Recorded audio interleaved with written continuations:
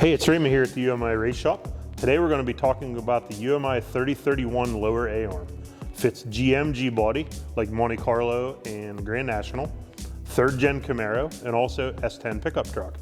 The A-arm is interchangeable between those three platforms. With the S10, it actually includes a different set of sleeves to fit properly in the S10 chassis. These arms feature poly bushings, greaseable. They're fluted and they have some grease channels on the outside. Poly bump stop, double shear sway bar mount, which is included.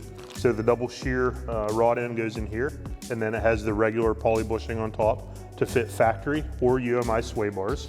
Then another neat feature of these arms is actually the steering stops, which are included.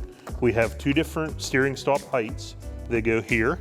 And what happens is if you're running larger tires, the steering stop stops it before the tire hits the chassis. Pretty nice feature.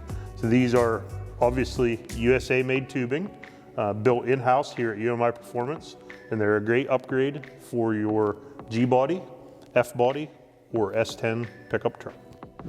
If you have any product related questions about any of the things you see in our videos, you can email us at sales@umiperformance.com.